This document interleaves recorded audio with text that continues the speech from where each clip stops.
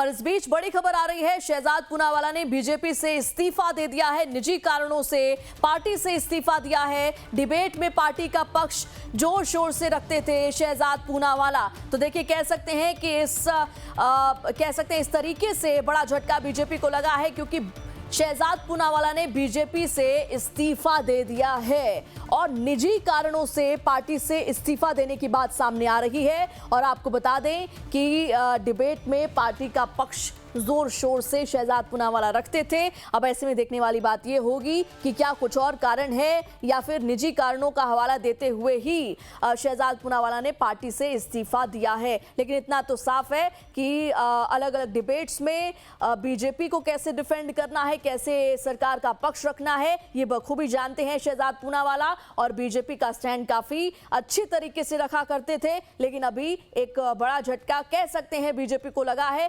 निजी कारणों का हवाला दिया है शहजाद पूनावाला ने और निजी कारणों का हवाला देते हुए पार्टी से इस्तीफा दे दिया है। और इस खबर पर ज्यादा जानकारी के साथ हमारे संवाददाता कमलेश सिंह जुड़ चुके हैं। कमलेश, शहजाद पूनावाला ने बीजेपी से इस्तीफा दे दिया है, ये बड़ी खबर सामने आ रही है।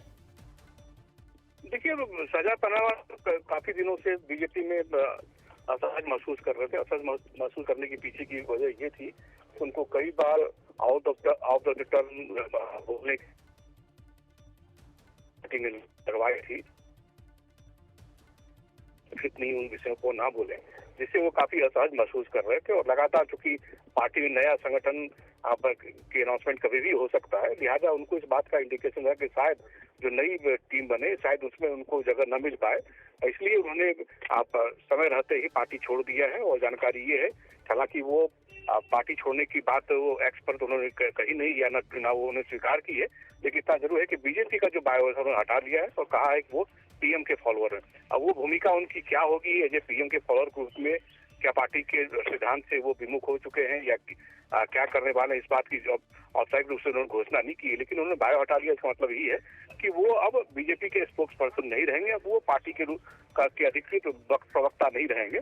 तो जाहिर सी बात है, पहले वो कांग्रेस से बीजेपी में आए थे और फिर वापस किस पार्टी में जा रहे हैं या अपना स्वतंत्र रूप से काम करेंगे ये क्लियर नहीं है। लेकिन वो पिछले काफी दिनों से, लगभग एक साल से पार्टी में असहज महसूस कर रही थी। पार्टी ने कई बार उनको आउट ऑफ टर्न बोलने के लिए उनको डांट फटकार भी लगाई थी और यहाँ तक कि उनको ताकीद की गई थी कि आप पार्टी के डेकोरम से चलें, जो बात अधिकृत रूप से कही जाए उन्हीं पर बात बोले। जाहिर सी बात है, हो सकता है इमीडिएट वजह ही रही हो। अब देखना होगा कि पार्टी चूंकि अधिकृत रूप से क्या कमेंट करती है या अधिकृत रूप से पार्टी क्या बताती है उनके रीजनेशन विषय, तभी ये मालूम होगा कि आखिर उन्होंने क्यों पार्टी छोड़ी।